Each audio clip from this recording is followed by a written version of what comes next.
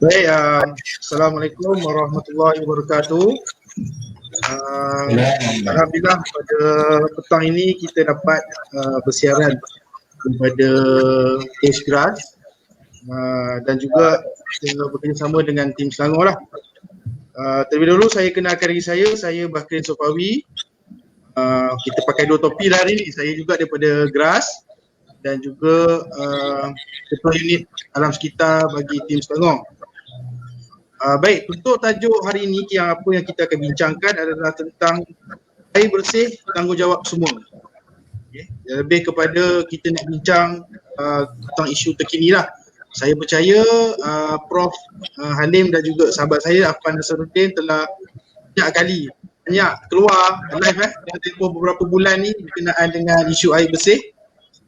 Terutama di Selangor, sebab kita baru ni dah tempoh beberapa bulan telah dikejutkan dengan beberapa kejadian pencemaran air, terutama di Selangor, di daerah Kuala Selangor, hampir keseluruhan Selangor lah terlibat dengan isu pencemaran air ini.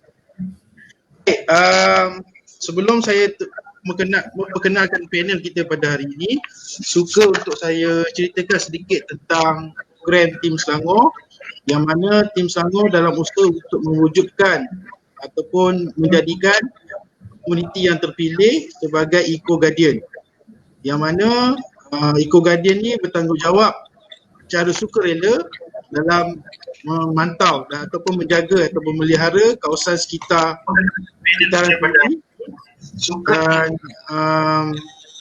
dan mana kawasan yang ada sungai, dan mereka boleh memantau ataupun jadi sukarelawan sungai. Kita dekat Selangor ada agensi seperti JPS, LUAS dan sebagainya lah, GEC, yang mana aktif dalam isu-isu berkaitan dengan sungai dan juga isu pencemaran air. Baik, saya teruskan dengan memperkenalkan dua panel yang saya rasa ramai yang kenal. Dan juga hari ni kita maknanya macam UM lah, UM Alumni Conference ke apa ni Prof? Reunion lah. Okay. Panel pertama adalah Dr. Abdul Halim Sulaiman, merupakan bekas tok guru saya lah dulu dekat Fakulti Sains, bekas profesor bagi kekhususan Sains Pengurusan Alam Sekitar, Institut Sains Biologi Universiti Malaya. Dan Prof Halim juga salah seorang dia diberi jawatan sebagai Deputy Director E-Learning EDUM, yang mana membangunkan sistem pembelajaran secara maya E-Learning UM. Dan Prof Halim juga kalau kita tak share lah kot, tapi saya maklumkan lah, Prof Halim juga ada banyak publication ataupun jurnal yang telah diterbitkan berkenaan dengan air. Prof Halim Prof bersara 2010 Prof bersara 2010 lah, sebelum 2010 tapi lepas pada 2010 masih lagi aktif mengajar di Universiti Malaya. Okay, yang kedua adalah sahabat saya, saudara Afan Nasaruddin. Ini agak popular sekarang ni Masih ada panggilan untuk buat webinar ataupun online conference Saudara Afan ni dengan saya, kita dulu dah dalam satu team, kita bangunkan modul untuk UMCAS, UM Tropical Camp. Jadi saudara Afan ni dia terlibat dalam banyak aktiviti yang melibatkan air lah. Saudara Afan ni dia graduate daripada Universiti Malaya, sarjana muda geologi, dan sarjana pengurusan alam sekitar daripada UKM. Dan saudara Afan juga merupakan founder kepada Water Warrior. Jadi siapa yang lihat sesi sekarang ni mungkin familiar dengan Water Warrior Universiti Malaya. Dan saudara Afan juga merupakan penasihat kelab inspirasi kawah di Kuala Selangor, yang mana kelab kawah ni dia membangunkan ataupun menjadikan penduduk ataupun kanak-kanak yang berada di kawasan sekitar sungai sebagai sukarelawan untuk menjaga persekitaran dan juga sungai. Betul Irfan Okey, Irfan juga banyak ada terbitkan buku, chapter in-book dan juga beberapa publication lah. Okey, itu sedikit tentang pengenalan kepada panel. Baik, kita teruskan dengan soalan lah. Ada beberapa soalan yang saya akan ajukan kepada panel dan kita secara santai lah. Okey. Santai lah. Jawab. Okay. Saya tujukan soalan pertama saya kepada Dr. Halim. Seperti kita tahu, air ini merupakan satu benda yang mustahak dalam kehidupan. Maknanya kalau tak ada air itu boleh mendatangkan tekanan dan juga berbagai masalah lah kepada masyarakat. Secara umumnya Prof, sumber air bersih dekat Malaysia, terutama di Selangor ni datang daripada mana Prof? Okey, Assalamualaikum warahmatullahi wabarakatuh. Terima kasih banyak pada pihak penganjur. Saya pun tak tahu saya dari sebahagian daripada penganjur atau tidak, kerana saya mewakili GERAS juga, dan macam dengan saudara moderator Batwin juga, saya juga terlibat dengan Water Warriors. Tapi Water Warriors ni saya sebagai penasihat.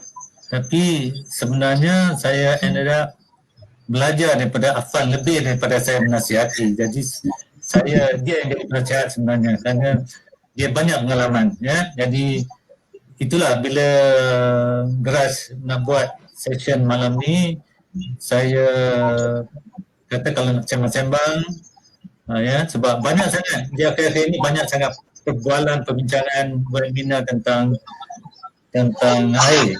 Kita buat lain sikit, kita sembang-sembang sajalah, jangan serius sangat, ya. Tapi ada banyak pengajaran, ya. Saya cuma nak, bila cakap pasal air ni, saya always teringat pada ni, saya tunjuk saya punya sekejap, ya, saya tunjuk diagram ni. Nampak, ya? Nampak? Share screen Prof. Prof dah share screen ke? Dah, nampak tak? Tak keluar lagi. Tak keluar, ya? Tak keluar apa Prof? Sepatutnya keluar, sebab saya dah dia ada button untuk stop sharing, tapi sekali lagi. Kalau tidak, tak payahlah. Share screen.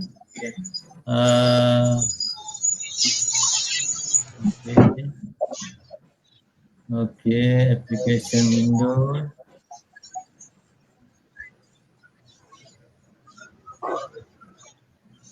Sekejap, ya. Ada nampak? Tak nampak? Tak. Nampak lagi Prof. Ada. Okey, dah. Nanti saya nak tunjuk yang itu, tunjuk yang lain sebenarnya. Okey, ya. Okey. Sekali lagi. Screen. Baca window. Saya nak tunjuk next.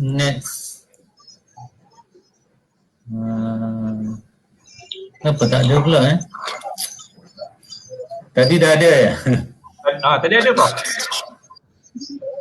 Okey, saya rasa tak ada lagi. Tadi dah, okey, tak apa.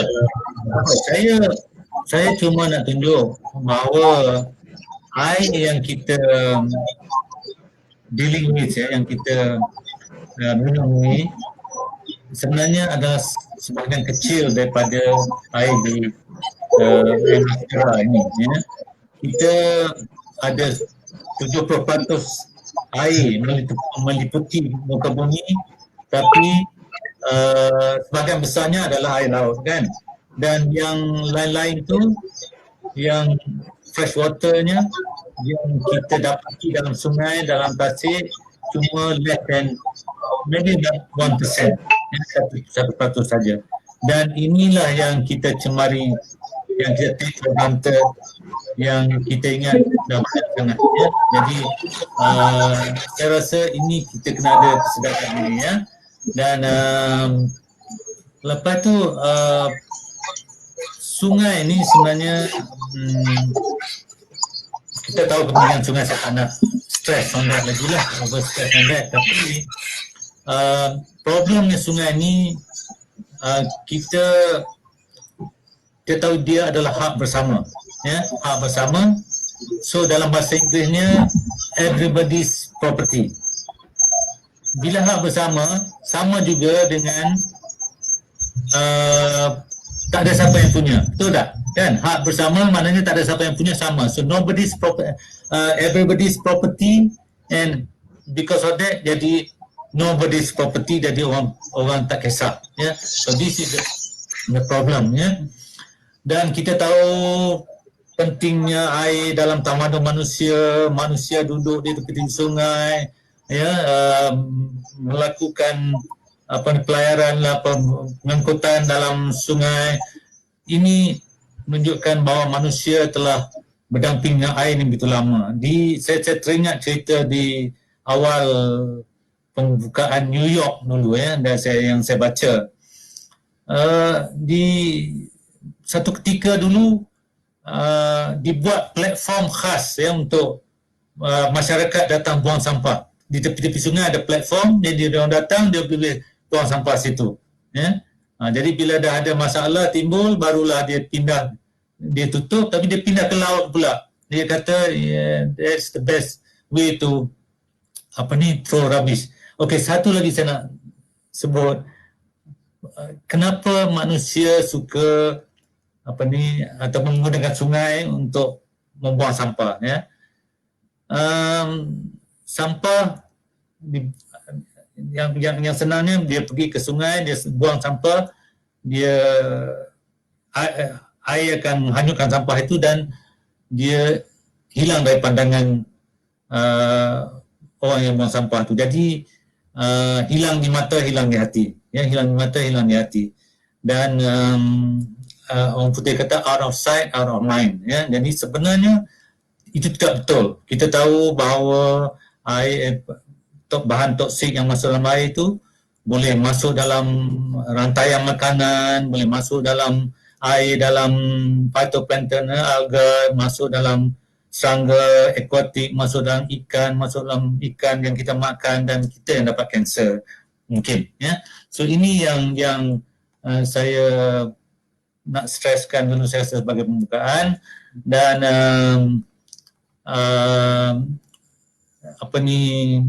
berbalik pada soalan di mana kita dapat air di Selangor ni, saya rasa saya tak ingat berapa ratusan sungai, cabang-cabang sungai yang ada di Selangor ni, begitu banyak sekali. Tapi yang saya, kalau tak silap saya, ada 7 lembangan sungai yang digunakan untuk mengambil air di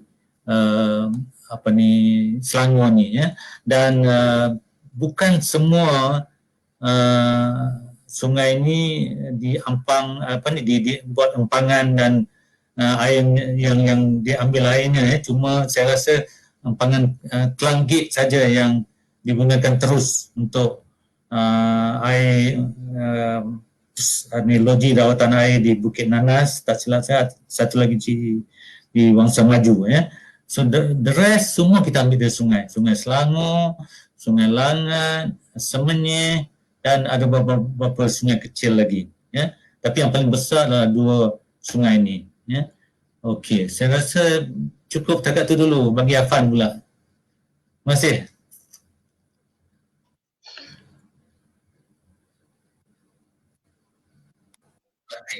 Makrin tak mute. Sorry. Okay, sorry. Terima kasih Prof di atas perkongsian ini. Baik, kita teruskan dengan Saudara Afan. Tadi kita dah tahu tentang sumber air dekat Selangor ni datang daripada beberapa lembangan sungai yang dijadikan sebagai punca untuk air bersih lah, sumber air bersih kepada penduduk di sekitar Lembah Kelang. Afan, okey, dalam kita nak membangunkan satu-satu komuniti ni, kita faham tentang isu alam sekitar, terutama tentang isu air. Berdasarkan pengalaman yang telah Afan lalui, apakah perkara yang paling penting, cabaran dan cara mengatasinya lah kalau berkenaan dengan kita nak perjuangkan tentang penjagaan air ni? Alright, okay, terima kasih Bakrin. Assalamualaikum warahmatullahi wabarakatuh dan selamat malam. Terima kasih kepada penganjur kerana jemput Afan. So hari ni marathon lah, baru petang tadi habis satu, hari malam ni ada satu lagi. So untuk asalnya kita ambil contoh Lembah Kelang. Lembah Kelang, kawasan Lembah Kelang. Lembah Kelang 50% of their water is come from Sungai Selangor. So ramai orang tak tahu. Which is, ambil contoh dia dalam 40 km. So macam mana orang Lembah Kelang itu untuk menjaga sungai yang 40 km. So is a concept of far water. So tapi kita ada community yang tinggal yang berdekatan dekat dengan Sungai Selangor. Tapi diorang pun tak kisah pasal sungai tu. But diorang pun terima air dari situ. So untuk membangun satu komuniti tu kena sendiri ada kesedaran. Dia ada sort of like minat something, they want to do something. I think that's yang paling penting sekali lah. So kalau kita contohnya macam contohlah example Water Warriors nak pergi satu komuniti tu. Tapi komuniti tu tak kisah sangat pasal water punya sungai punya isu ke apa-apa. So kita datang as orang luar and kita cakap dan bila kita tinggal jadi macam tu. So kita kena reflect balik dari segi program, dari segi apa kehendak komuniti and apa dia punya priority. So daripada priority tu kita boleh align dengan apa yang kita nak capai. So I think the cara itself memang dia punya keminatan juga untuk pengenaran. Kalau kita bekerja di komuniti, contoh 100 orang datang, bukan 100 tu totally akan berubah. So ada kiranya kalau dapat 1-2 pun dah cukup bagus. Rasanya itu yang akan menjadi macam catalyst untuk community tu. So kita kalau kita dapat 1-2 tu kita consider as diorang as local champions, and diorang minat untuk membuat satu tu bukan untuk diri sendiri tapi diorang untuk community tu. So diorang memang ada passion untuk buat something tu. So memang kalau buat kerja community or buat project or river conservation ataupun ni, kita as orang luar kita boleh bagi nasihat everything, tapi community tu kena ada ownership. So kita kena ada sifat bertanggungjawab tu lah. So mungkin sampai situ dulu. Okay, terima kasih Afan. Okay, maknanya kita setiap komuniti tu harus sedar dengan putaran apa yang ada secara fizikal. Contoh ada bukit ke, ada sungai ke, yang mana mereka harus menjaga kawasan sekitaran mereka untuk kelangsungan generasi yang akan datang. Baik, kita pergi pada konteks pencemaran air.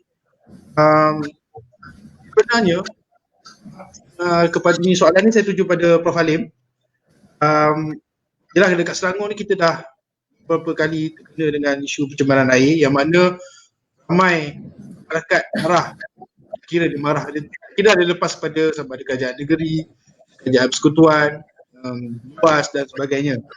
Jadi sebenarnya dalam konteks Selangor ni, apakah sumber yang boleh mencemarkan sungai, dan sebagai komuniti macam mana mereka nak tahu kawasan mereka berlaku pencemaran di sekitaran, di air dan sebagainya lah. Jadi kita nak buat tu Prof.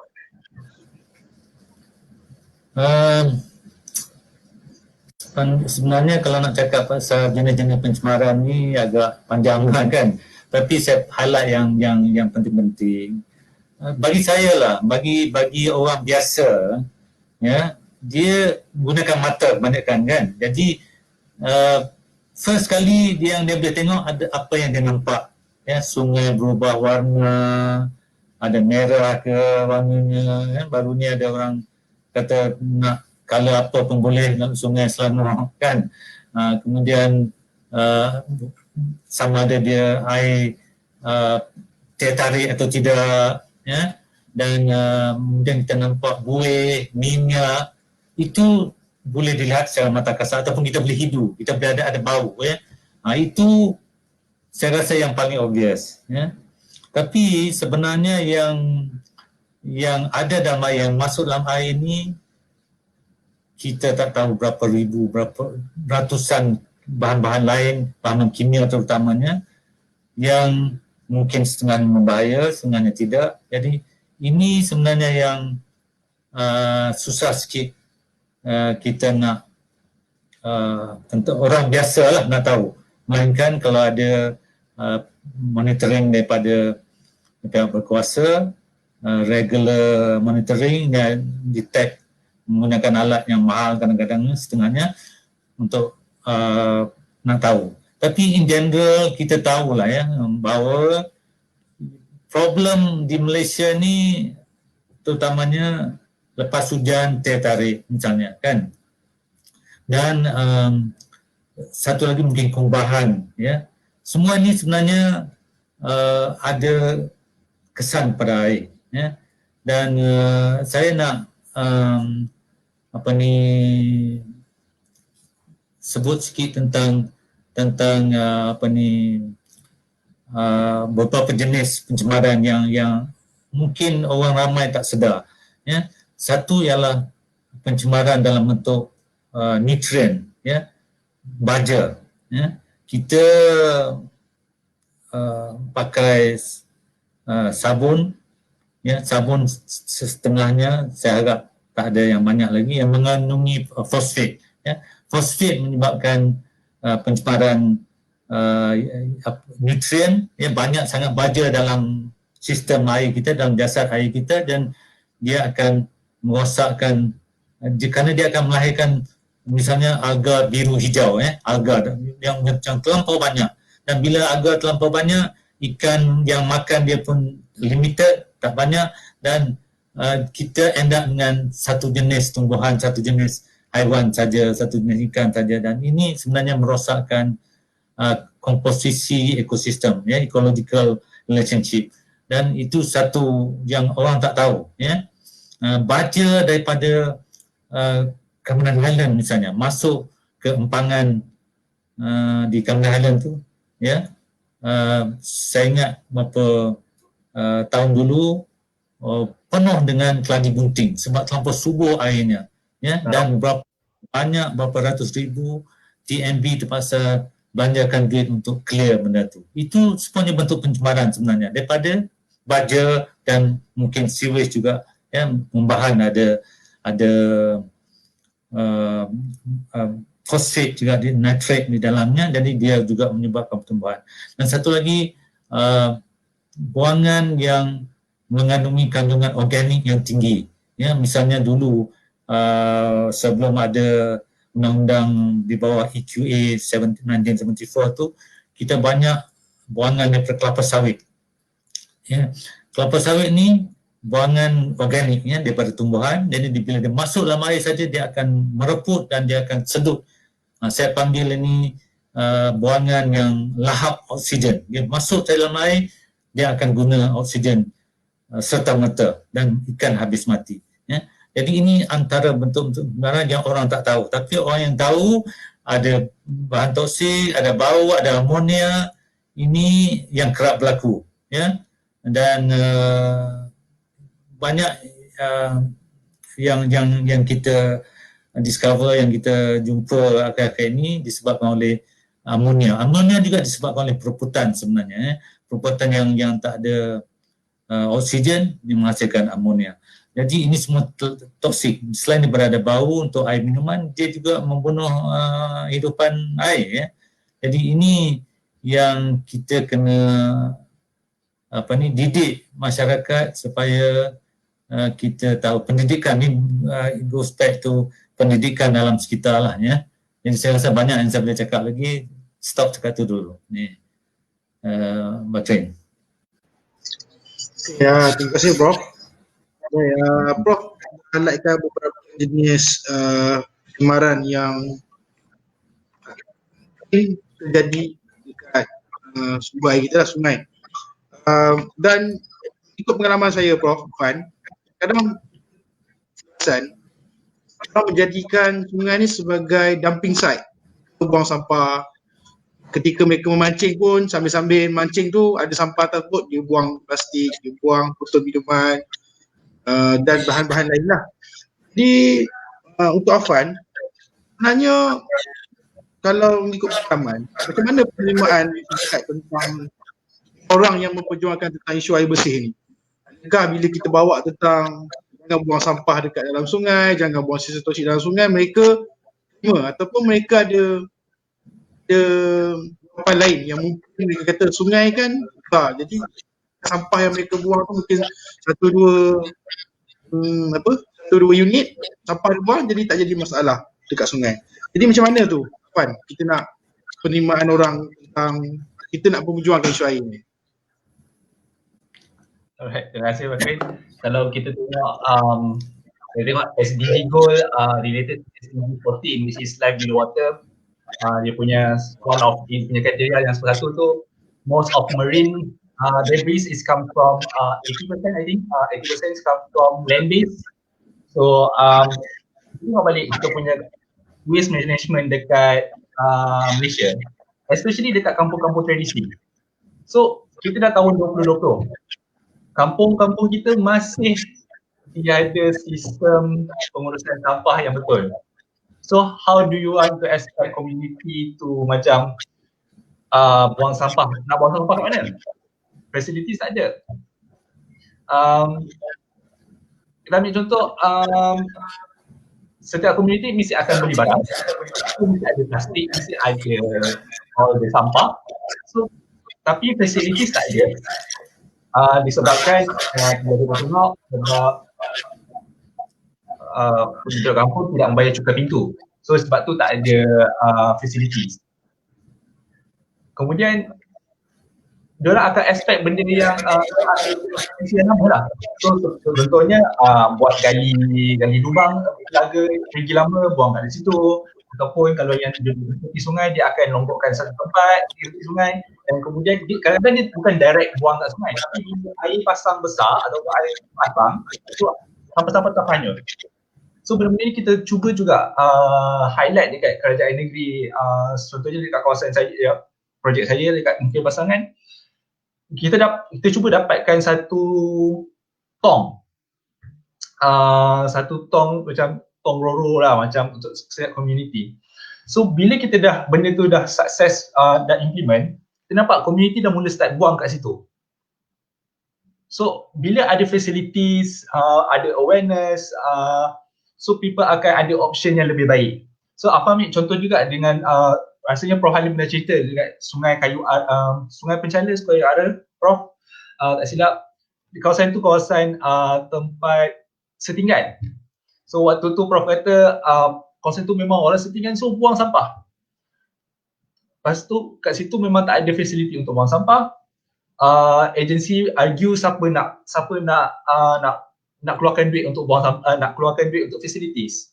And lastly JPS keluarkan dana untuk buat satu tong sampah, whereas community tu buang kat situ, dan masalah sampah di sungai tu makin berkurang.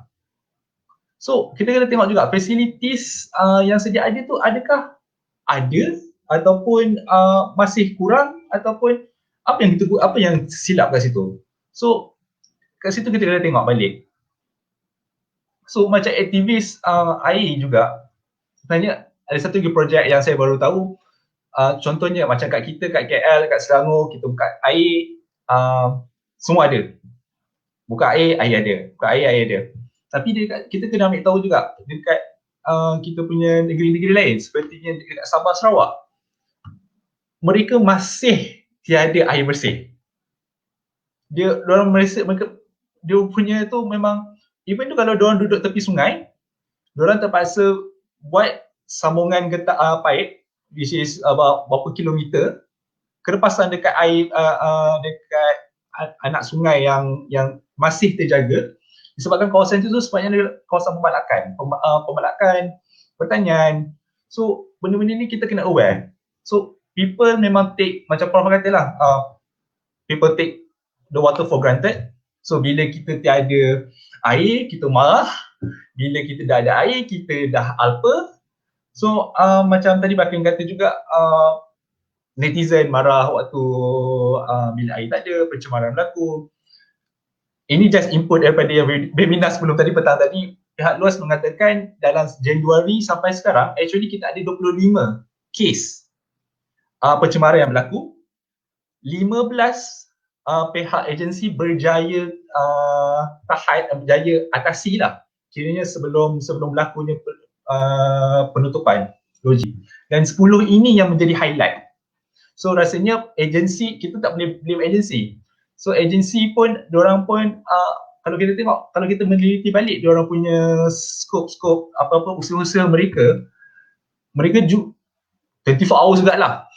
Diorang ada squad diorang, pemantau, dan pencemar ni diorang makin licik. Macam hari tu yang baru ni buang kat dalam toilet. So sebab drone tak boleh terbang dekat dalam bangunan, so dia buang dalam toilet. So benda-benda ni kita kena, ada juga orang-orang yang suka mencemar ni. Alright, okay.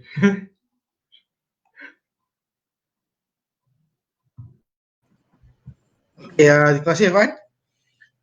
Okay, jadi sebenarnya untuk yang penerimaan masyarakat tu, saya rasa kebanyakan masyarakat sedar tentang isu-isu pencemaran di kawasan persekitaran mereka. Cuma dari segi fasiliti lah.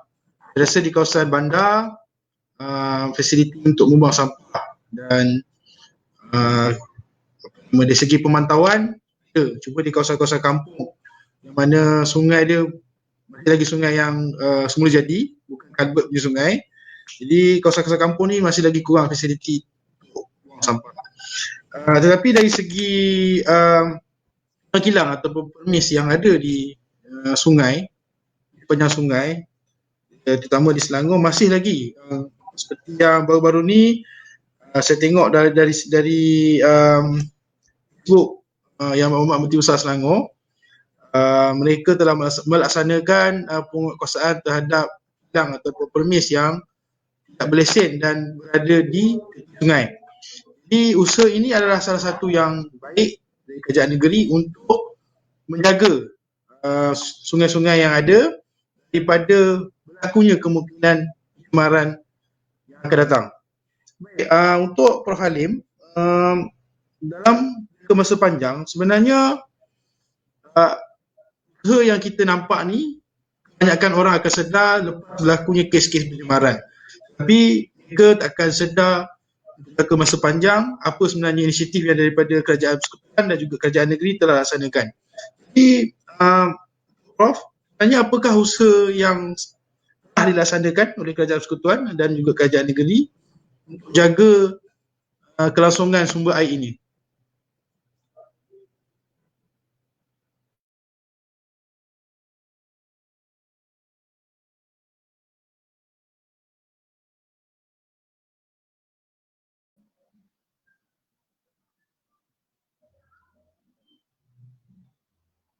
Prof punya mute. Mute. Okey, dengar? Okey. Maaf. Saya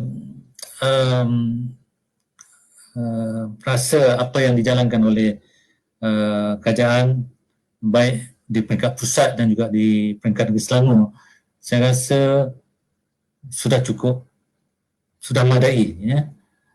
Kita ada SPAN, ya, Suruhanjaya Perkhidmatan Air Negara, yang bukan saja menjaga soal perkhidmatan air tapi juga perkhidmatan pembetongan, ya. Dan ini semua saya rasa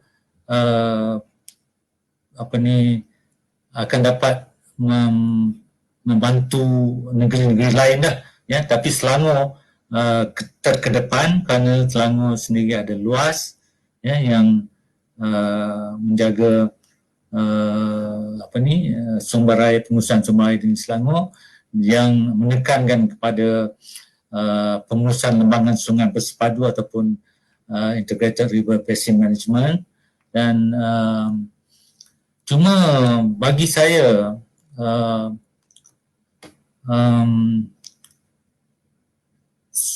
usaha mesti lebih ditumpukan kepada memulihkan sungai itu wujud sebagai sungai, ya. Saya dulu masa saya mula kerja dengan Universiti Malaya, sungai yang dalam Universiti Malaya tu masih cantik, masih sungai asli, ya. Tapi beberapa tahun lepas saya masuk, sungai itu di channelize, ya. The term is called channelize, dan dikonkretkan, ya. So dah jadi longkang besar, ya, dan dari longkang besar. So bila dari segi estetiknya macam tu, ya, orang ramai akan treat dia ataupun akan anggap dia sebagai longkang besar. Longkang besar dah tempat untuk buang sampah, ya. Jadi saya tengok sungai di Korea, apa nama Chong punya river, macam mana dia buat, walaupun dia pakai konkret tapi accessible to the public, ya.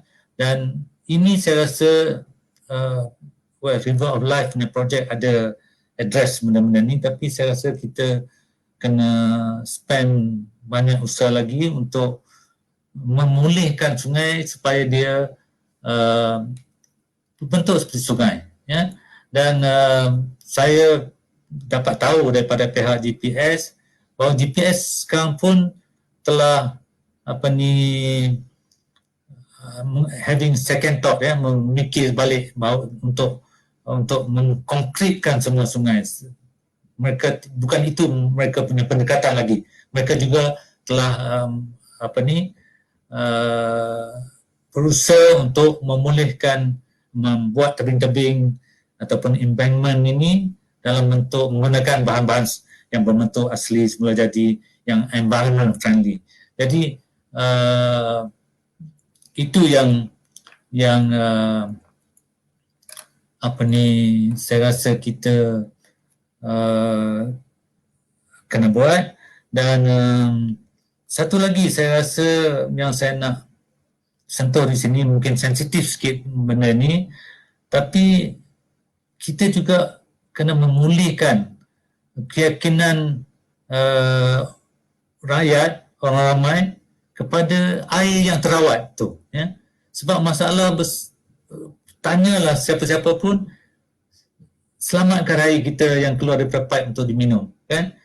Jadi sebab itulah kita tengok ramai yang pakai filter kat rumah, ya. Ramai yang boleh kata, saya tak tahu berapa peratus, tapi memang lebih daripada 50% orang pakai filter. Sebab mereka tidak yakin, ya, pada air yang keluar tu bersih. Padahal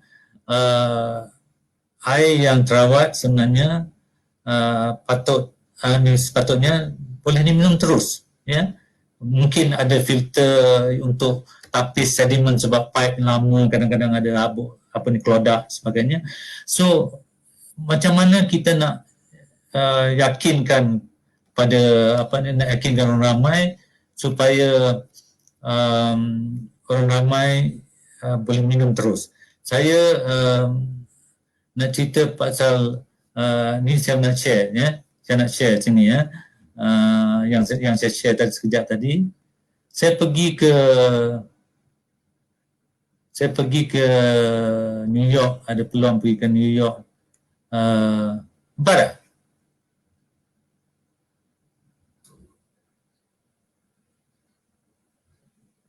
Nampak tak? Hello? Nampak Prof. Nampak? Yang Prof share. Nampak, Okey. Okey. Nampak. Tengok di sini, ya. Ini saya dapat di American Museum of National History, Natural History, sorry. American Museum of Natural History. Saya jalan-jalan, orang tengok, anak-anak saya semua tengok dinosaur lah, tulang dinosaur lah, tapi saya ternampak benda ini. Ya, yang mengatakan bahawa New York, ini in New York, bandar besar, bandar yang begitu maju, yang banyak populasi dia. Dia kata, try our New York City tap water. It's refreshing, delicious and healthy. Ya. Drinking, dia dalam kolom yang pertama tu dia kata drinking tap water helps our environment because about 4 or 5 plastic water bottles end up in the dump. Yeah, you can fill your reusable bottle here. Okay, then yang second note tu, at a fraction of our cost, a cent per gallon, New York City tap water is one of the best bargains around. And like most public water supplies, it's constantly tested for safety. Yeah. And last kali dia kata, because of people using tap water je, tak pakai bottle water, shipping water, the shipping, like shipping anything, apa-apa saja yang kita ship uses fossil fuel, yeah, and creates air pollution. If you can get it free from a tap, why should it? Why haul in a truck? Dia kata, why haul in a truck? Sorry, kecil sikit. Okay, jadi nampak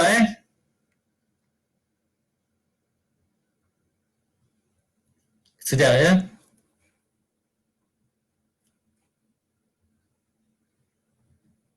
Nampak tak? Nampak tadi? Prof sharekan tap water tadi nampak. Nampak Tapi dengar dengar cakap. Dengar, Prof. Okay. So ini yang saya katakan, ya. Confidence kepada orang ramai. Air kita ni safe, ya. Dan kalau di Amerika, saya banyak quote daripada mereka sebab saya belajar di sana dulu. Dia dalam bil air dia setahun sekali dia bagi report analisis of semua bahan yang ada dalam air itu, ya. Dia panggil Consumer Confidence Report, CCR. CCR ni setahun sekali dia kena publish. Kalau yang exceed the limit, ini kenapa? Apa bahayanya? Dia akan terangkan, ya. Jadi saya rasa agensi yang bertanggungjawab kena consider. Lagi satu yang saya rasa Afan suka ialah river address. Sepatutnya, ya, kita boleh dalam bil kita tu ataupun sekali-sekala kita bagi tahu bahawa ini sungai yang terdekat dengan kita. Ya, kalau saya duduk rumah saya di sini, sungai yang pendekat adalah Sungai Kelang misalnya. So dia tahu bahawa itulah yang memberi dia minuman hari-hari. Konon-kononnya sebab akhirnya akan pergi ke bertemu dengan sungai-sungai yang membekalkan air juga, kan. Jadi itu saya rasa yang kita boleh buat lah, yang step yang lebih mungkin makan masa lah, ya. Dan of course kita kena monitor lah, ya. Tapi macam kes di Sungai Gong ke apa semua tu, kita tak boleh monitor banyak sangat dengan jabatan alam sekitar, very limited staff, apa semua ni, air Selangor pun luas pun limited staff, jadi dia tak boleh monitor selalu. Tapi inilah nanti kita akan discuss macam mana dari segi education untuk nak didik masyarakat supaya mereka boleh bantu jadi mata dan telinga kerajaan, ya. Okey, sorry panjang sikit. Apa Prof? Pengalaman dekat New York tu yang berharga Prof. Baik, Untuk Saudara Afan terlibat dengan Water Warrior dan saya dalam pengetahuan saya Water Warrior dalam usaha untuk menunjukkan satu komuniti yang dipanggil sebagai citizen science. Betul Afan?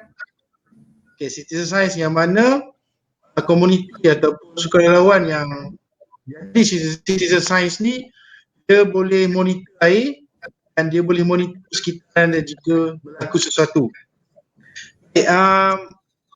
Dalam konsep citizen science ni sebenarnya apakah cara ataupun kaedah yang paling mudah untuk masyarakat kesan kemaran ataupun berlaku sesuatu yang di luar kebiasaan di dalam kawasan mereka ataupun di kawasan tempat tinggal mereka. Alright, okay. So konsep citizen science ni dia lebih kurang so basically dia anyone, community, kanak-kanak, remaja, orang tua, dia tak perlu ada scientific background, dia tak perlu masuk universiti, tapi dia boleh contribute untuk scientific research dibantu oleh pihak universiti something like that. So apa yang kita buat sekarang ialah di mana community memantau kawasan mereka sendiri. So kita ajar dia, ada tools dia semua tu, dia ada level-level dia. So ada yang level yang rendah, ada yang level yang medium, ada level high yang high end. So secara rendah, kira level yang paling rendah. So kita tengok kalau kita nak monitor sungai, biasanya kita ada 3 cara. Yang pertama ialah cara physical monitoring, and then kemudian kedua ialah chemical monitoring, dan yang ketiga ialah biological monitoring. So untuk yang the first level kita boleh tengok secara physical monitoring. So macam Prof Halim kata lah tadi, sungai warna apa, kita menggunakan 5 sensor kita menggunakan mata, kita menggunakan hidung, apa lagi, kita boleh rasa air itu, sentuh air itu, sama ada belikat ke something like that. So itu adalah antara the simplest way, and I think dia boleh bagi indikator yang pertama. So contohnya kalau air itu berwarna hitam, so kemungkinannya adalah disebabkan gubahan. So kalau air dia tiba-tiba berwarna teh tarik, kalau teh tarik tu kita dah confirm tahu, ini mesti ada sedimentation, sama ada pembangunan yang tak ikut environmental punya, EIA punya sedimentation track semua. Lepas tu kita boleh tengok juga kalau ada segi bau.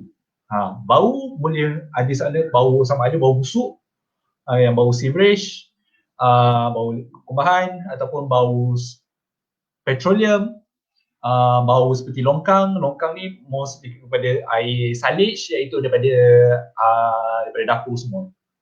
So itu antara data-data yang agak membantu untuk report.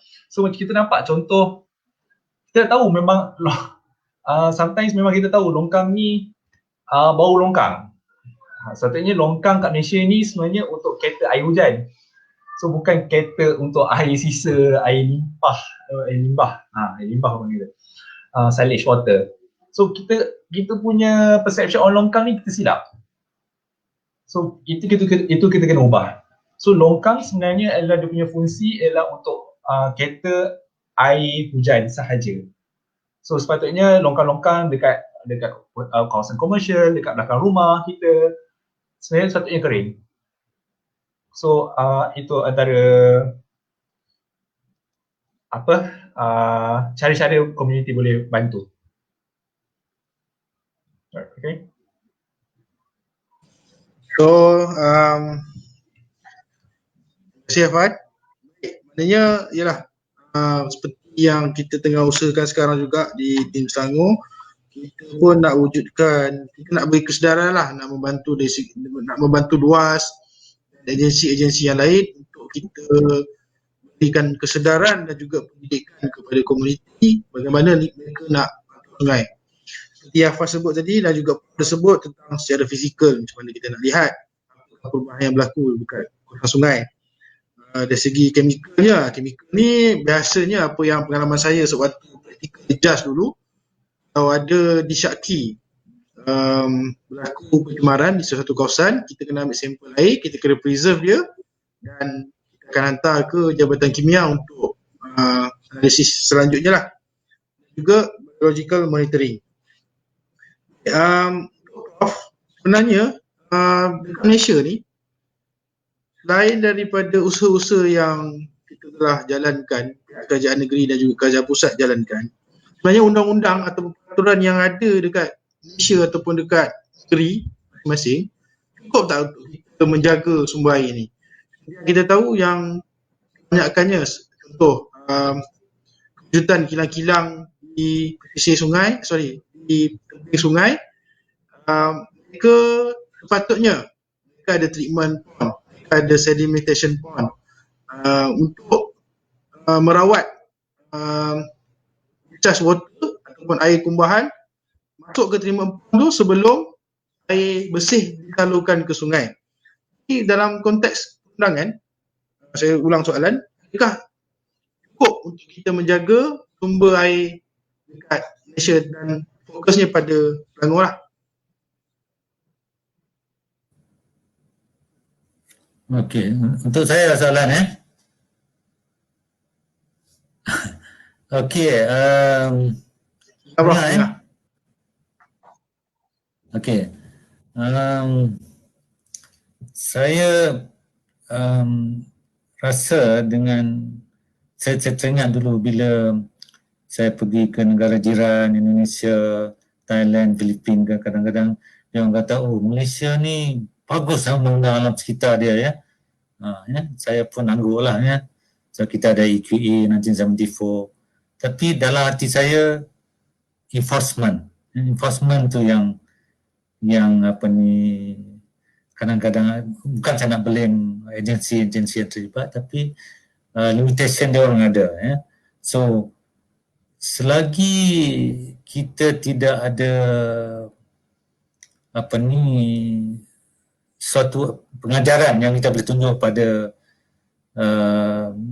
masyarakat, selagi itu kita orang takkan takut ya. Jadi sekarang ni dengan of course kita ada Environmental Quality Act 1974 dengan berapa, saya rasa 20 lebih regulation bawah dia, cukup daripada dulu kelapa sawitnya, getahnya, industrial effluentnya, semua kita ada undang-undang dan kita ada limit standard yang boleh dilepaskan, tak boleh dilepaskan. Sebenarnya kita dah ada semua ya. Jadi cuma itulah saya kata dari segi monitoring untuk memastikan bahawa mereka tidak melepaskan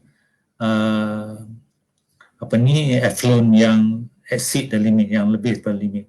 Ini saya cakap tentang industri yang berlesen lah ya. Tapi that's why saya kata kita kena tahu yang mana berlesen, yang mana tak berlesen ya.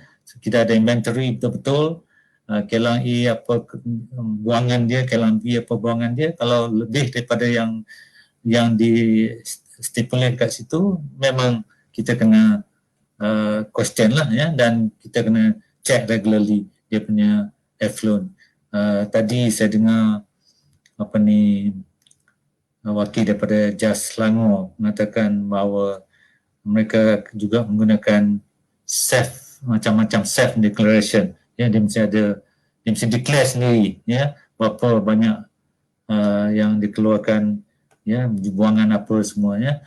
So ini saya rasa yang kita kena buat supaya orang lain takut. Dan sekarang ni yang paling menakutkan baru-baru ini yang kita tahu, sabotaj air ya, bekalan air dikenakan tuduhan bososma yang membawa kepada penjara seumur hidup Kalau itu tak takut lagi, tak tahulah apa lagi kan.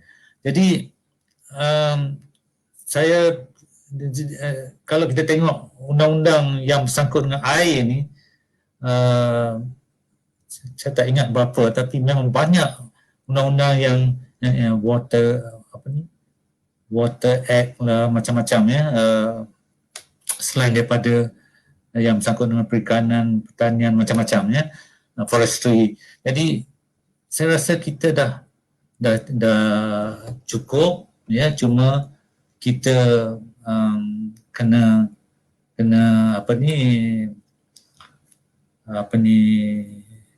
make sure enforcement tu beroperasi mengikut apa yang ditetapkan. Okey, itu saja dulu. Ya, terima kasih Prof. Sedikit soalan tambahan kepada Prof lah. Sebenarnya untuk agensi penguatkuasaan ni, pandangan Prof lah, adakah kita perlu perkasakan agensi penguatkuasaan kita dengan kita naik taraf ataupun kita samakan agensi penguatkuasaan air ni sama level dengan pihak berkuasa seperti polis, askar dan lain-lain, mana kita bekalkan dia dengan senjata api ataupun yang lain-lain mungkinlah, sebab kita nak jaga sumber air ni kan sebetul-betulnya. Jadi kita tak naklah wilayah halau sekitar ni sewenang-wenangnya buang sampah.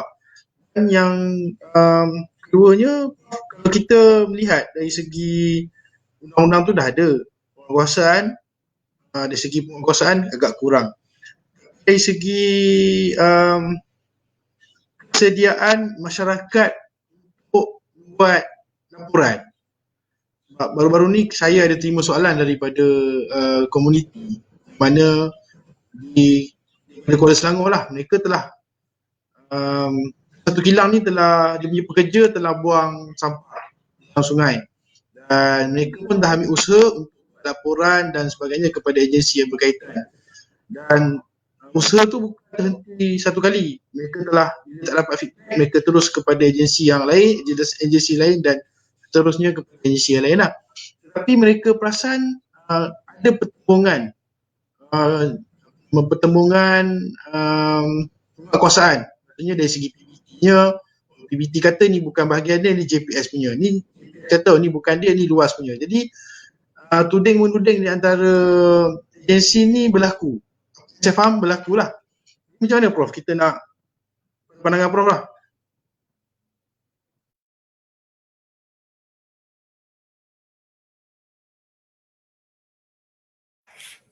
Sekejap. Okey. Sebenarnya kalau kita study balik masalah jurisdiction ini, ya, masalah kuasa siapa tu memang satu masalah juga di Malaysia ni, sebab kita kadang-kadang dari segi masalah federal dengan state pun ada, sungai di bawah state, ya. So macam EIA federal yang berkuasa dari segi pembalakan misalnya, sama ada dia buat EIA atau tidak, tapi dari segi pembalakan proper state yang ada kuasa. Jadi saya rasa saya setuju dari segi memperkasakan, ya, pihak polis ke apa untuk menjaga sumber air ini, sebab ini macam puyuh nasi kita, ya, sama saja level dia, ya. Jadi kalau kita masukkan racun dalam puyuh nasi kita, walaupun mungkin bukan dalam bentuk racun, sampah ke apa semua, itu sebenarnya implikasi dia berat, ya, sebab kita mencemarkan sesuatu yang akan masuk dalam badan kita balik, ya. Jadi kita kena serious about this, dan saya rasa well, of course, kalau kita nak enforce betul-betul benda ni, kita kena train pula, ya, polis, kita ada polis biasa, kita ada polis bantuan, kita ada polis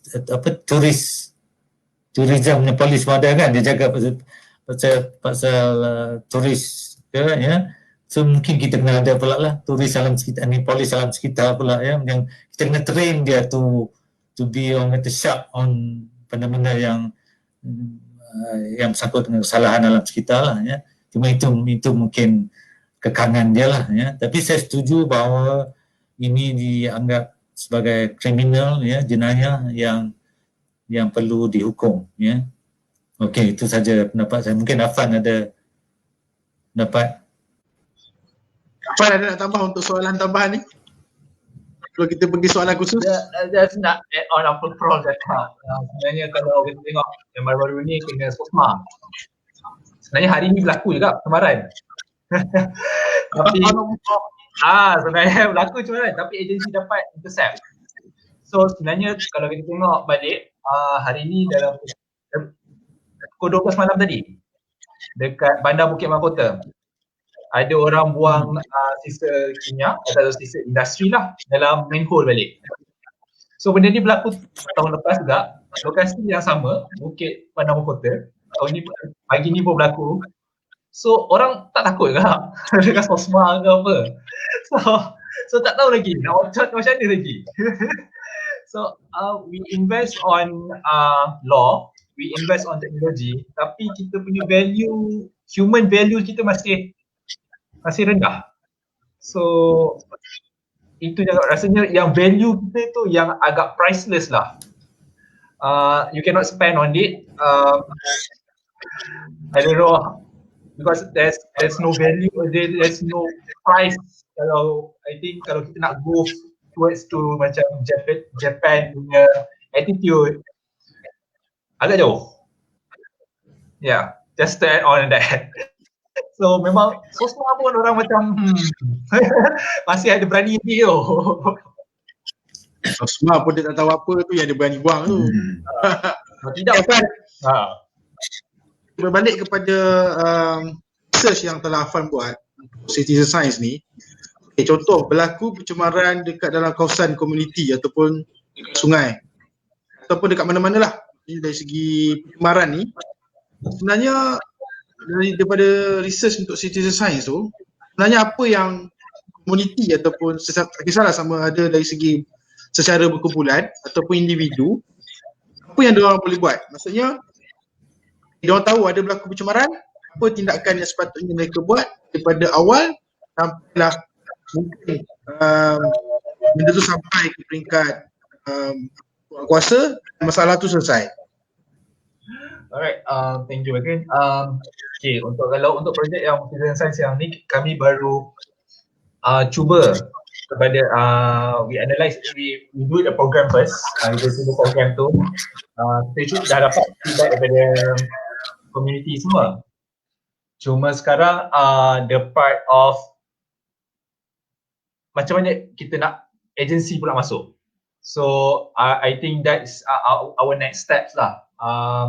Cuma apabila community ni buat, contoh satu kawasan tu dekat Bestari Jaya, kawasan kampung, sungai, lepas tu ada satu longkang tu warna hitam. So diorang tahu benda-benda ni, sebenarnya diorang tahu ada pencemaran berlaku. Tapi dengan macam ada tools citizen science ni, kita boleh indicate how serious is the pollution. So kita tengok balik yang kawasan ni pula, bawah dia pula sungai ni mengalir kepada water intake. So benda-benda ni macam ni lah citizen science akan membantu analyse water, kita tengok condition tempat tu, berapa, how serious is it.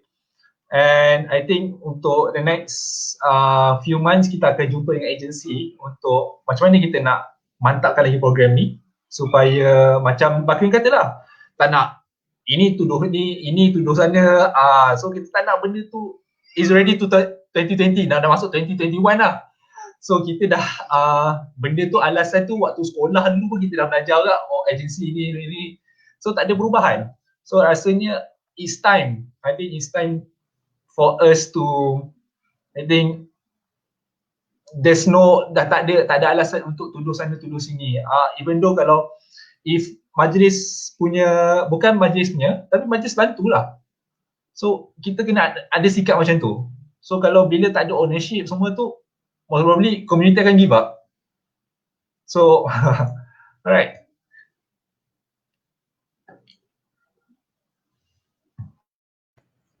Fad, kita sebelum pergi ke soalan yang terakhir dan juga Afan, tengok soalan di ruangan komen live ni. Okay, komen kot daripada sahabat kita Afan, daripada Eddie Malik. Masyarakat ada kesedaran agensi kerajaan lakukan kerja hakiki, tetapi orang-orang politik sentiasa berdebat.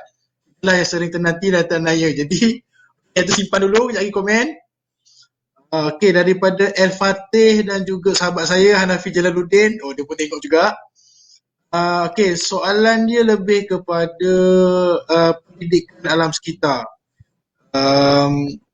Mungkin ini pendidikan alam sekitar. Adakah panel bersetuju demi masa depan lebih cerah kerajaan perlu menyelitkan satu subjek alam sekitar secara umum dalam pembelajaran di peringkat sekolah, mungkin sekolah rendah ataupun sekolah menengah.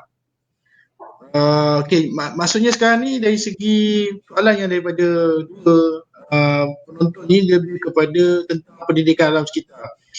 Sebelum ni kita ada perbincangan di biasanya ada beberapa bulan lepas, perbincangan masukkan silibus, masukkan kembali. Sebelum ni ada, saya rasa zaman Prof ada tentang pendidikan alam sekitar dalam subjek di sekolah. Bulan lepas ada perbincangan untuk masukkan balik pendidikan sekitar dalam subjek di sekolah. Jadi apa pandangan mungkin Prof dulu sebelum kita pergi pada Afan?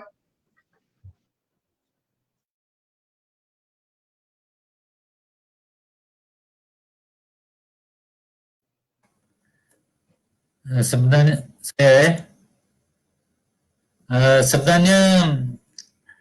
saya nak cakap tentang pendidikan ni, memang dah plan nak cakap.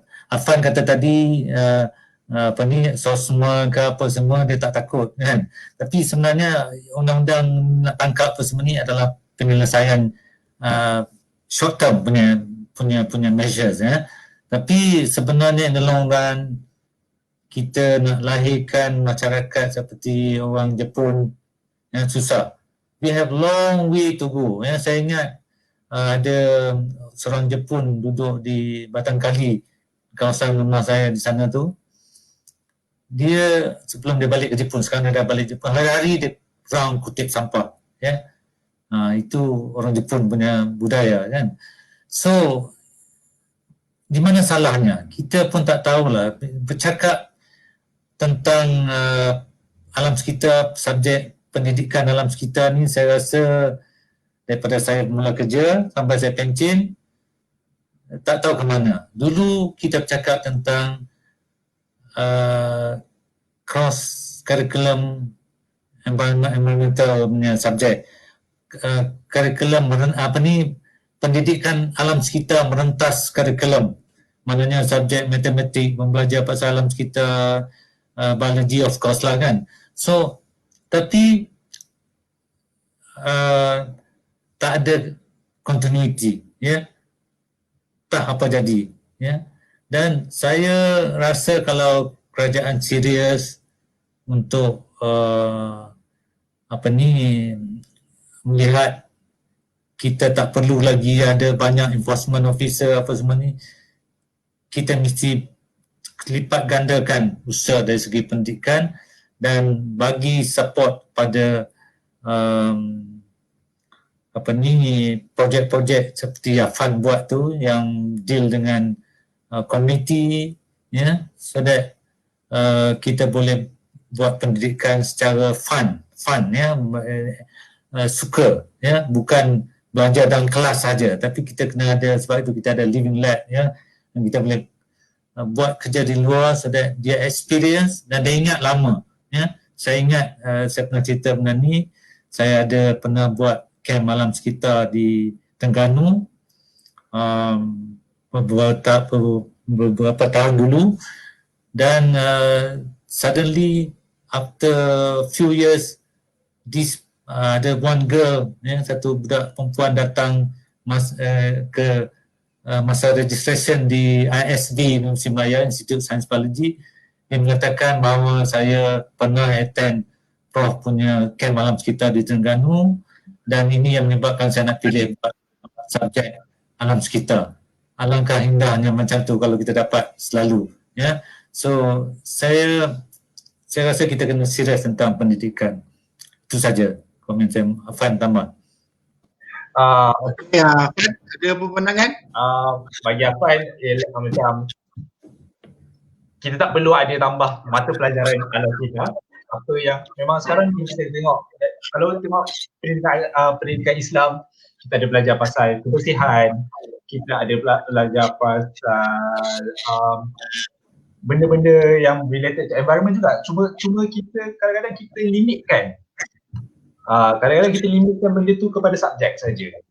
Kita boleh buat macam, okay, kalau kita tanya budak-budak sekolah, sekolah rendah, siapa kata buang sampah ni baik atau buruk? Semua kata buruk. Semua akan angkat tangan, semua jawab akan buruk. Tapi apabila keluar sekolah, benda tu berlaku. So, macam Prof kata lah, apa yang silapnya kat situ? Apa yang kita silap? So, tak tahu lagi nak cakap macam apa yang kita perlukan perlu kita terapkan kepada adik-adik kita supaya lebih berjiwa alam sekitar ataupun lebih mencintai alam sekitar. Tak buang, as simple as tak buang sampah masa terakhir, itu saja. So, diorang tahu, semua orang tahu. Kalau kita tanya orang dewasa pun, semua tahu buang sampah tu tak elok.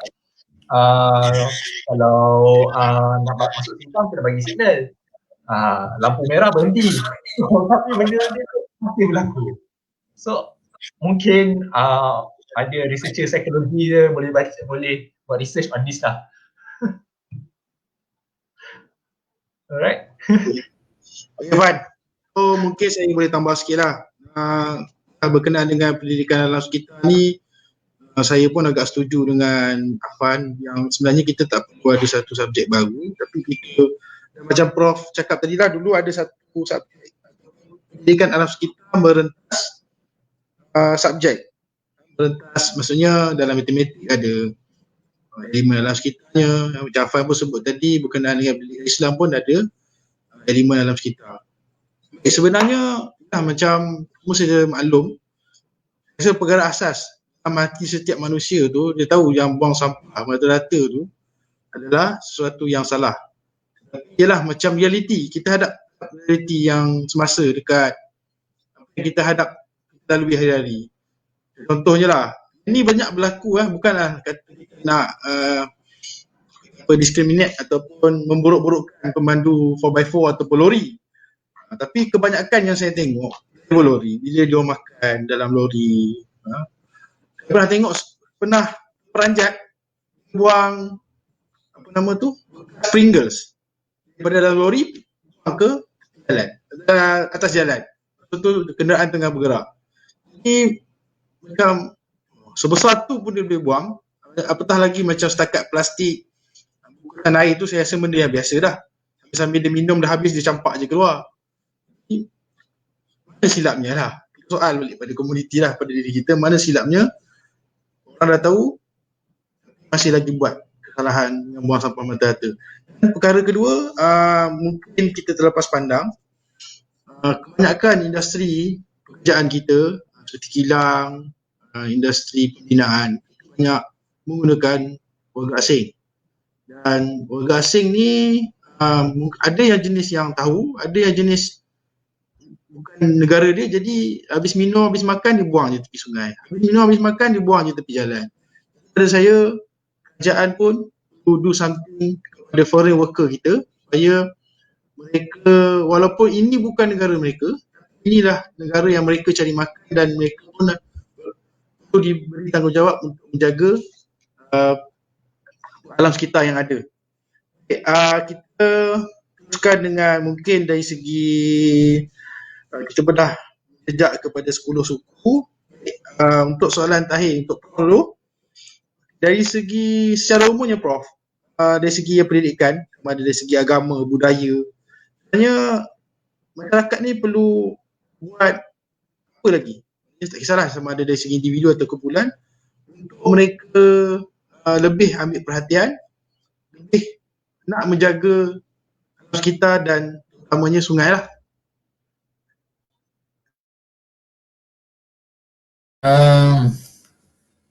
Terima kasih Makrin.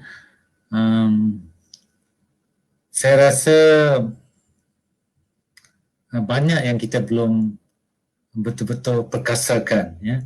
Kita ada rukun tetangga misalnya kan yang boleh round satu kawasan perumahan, ya. Why not kita buat something yang macam tu, yang jaga sungai pula, ya, yang round sungai kita. Tapi yang pentingnya saya rasa kita kena dedahkan. Macam saya kata tadi lah, kalau kita nak buat polis alam sekitar, kena train dia dulu kan. Macam ni juga orang kampung. Macam saya rasa tim Selangor cuba nak buat kan. Kita nak didik pemimpin di local leaders ya, untuk jadi tim ya, untuk mengawasi sungai-sungai kita. Sebab kalau kita sedar bahawa kalau kita buang sampah, kalau kita buang bahan kimia, pesticide ke apa semua dalam air, maknanya kita sama seperti kita buang air buang benda tu dalam cawan kita untuk kita minum. Tak ada siapa yang nak buat begitu, ya. Tapi kita masih anggap bahawa kita ni bukan sebahagian daripada ekosistem tu, ya. Kalau kita tengok carangan air, hidrologi semua tu, kita tahu bahawa kita ada limited resources, ya, dan benda tu berpusing begitu juga, ya. Dan kita mungkin anggap kata kita buang tu orang lain yang kena, misalnya bukan kena pada kita, tapi kita tak realise bahawa, tak sedar bahawa mungkin anak cucu kita sendiri juga yang makan, yang minum, ya. Jadi kesedaran itu mesti dididik, ya, daripada awal, ya. Bukan kalau macam Bakrin kata tadi, buang sampah bukan kata daripada lori, daripada bas sekolah, yang ambil budak-budak daripada sekolah tu yang makan aiskrim apa semua pun buang melalui tingkap depan sekolah tu dia buang, ya. Jadi ini saya rasa satu keadaan yang tak sepatutnya berlaku, ya. Jadi kita kena kita kena adakan enforcement untuk hopefully buat jangka masa pendek, tapi one day kita jadi macam Jepun misalnya, kalau sampah orang lain buang pun dia marah, ya, dan dia akan ambil.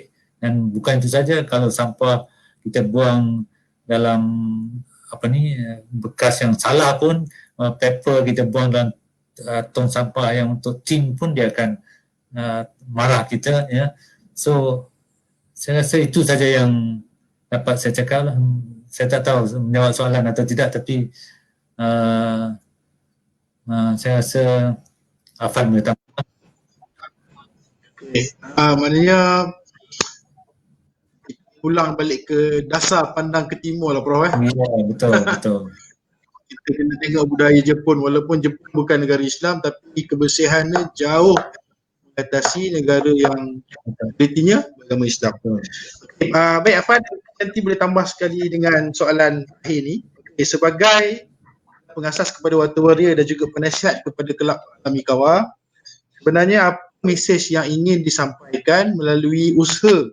Saya rasa kerja keras dan juga perhatian telah dilaksanakan. Apakah mesej yang ingin disampaikan kepada masyarakat? Soalan ni susah agak tadi sebab bincang dengan Asia agak tadi. so apa yang boleh kita buat ialah I think macam Prof kata lah, kita join community as an individual, kita ada community. Satu tempat tu kita ada community. Cuma community tu ada lebih fokuskan kepada kita ada community masjid, kita ada community rukun tetangga. Tapi kita cuba ubahkan konteks community tu kepada benda yang lain. Macam komunitas masjid boleh juga jaga sungai, bukan tak boleh. Rukun tetangga boleh je jaga sungai, bukan jaga keselamatan je. Grup community bola, sambil-sambil main bola boleh bincang pasal air. So we start to create dia macam dia apa orang cakap, kita borak-borak and then lama-lama benda tu akan berkembang. So I think we should do that. Kita jangan back to macam basic balik. Kita jaga air, bukan setengah orang je jaga air, tapi kita semua kena jaga air. Alright, tu je. Okay, terima kasih Ahmad. Jadi saya rasa banyak input-input hasil soalan dan juga perbincangan yang telah kita laksanakan pada petang ini pukul 10.21. Di sini untuk saya golongkan bahawa sebenarnya dari segi ilmu asas ataupun pengetahuan asas kepada jalan sungai, kepentingan air bersih dan sebagainya, komuniti ataupun masyarakat ni kebanyakannya tahu, kenal.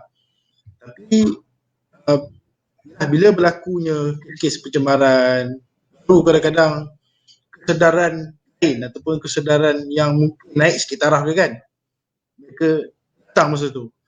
Dan dengan adanya peraturan ataupun undang-undang yang sedia ada, saya rasa ia cukup untuk menjaga air di Malaysia. Tetapi dari segi penguatkuasaan lah, maknanya kita kena, daripada penguatkuasaan saya rasa kita kena tambah satu lagi, itu kita kena terapkan, kita kena tanam betul-betul ilmu tentang penjagaan alam sekitar ni.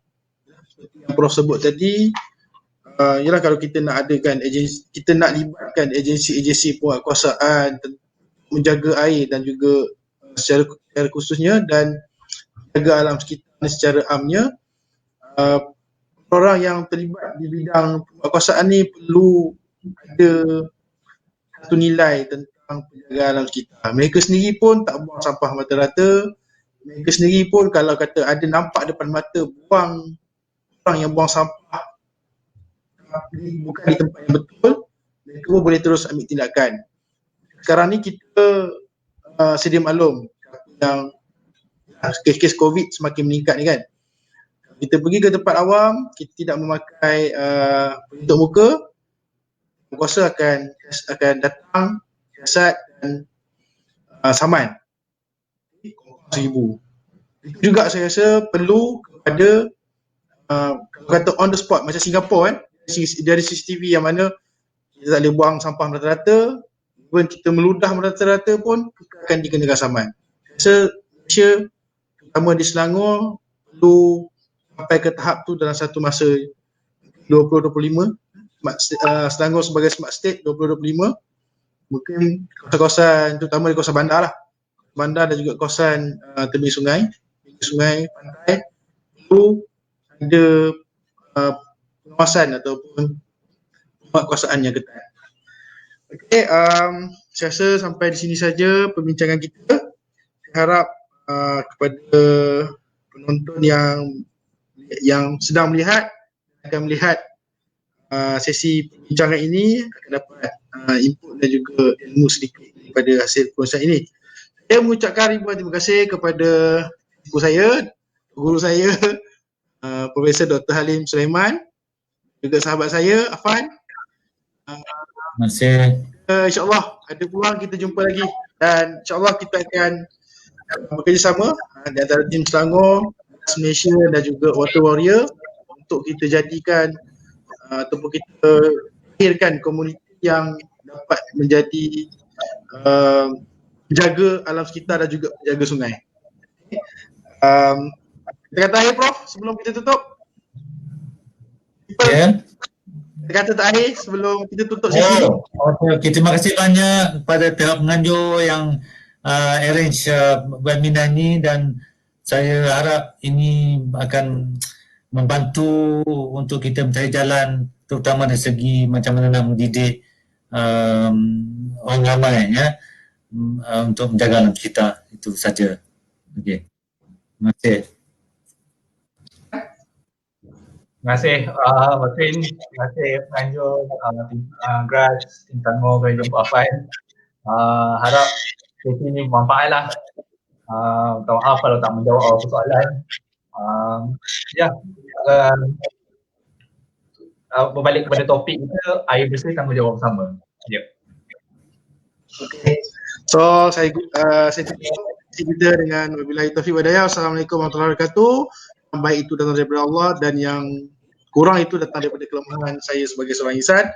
Assalamualaikum warahmatullahi wabarakatuh. Assalamualaikum.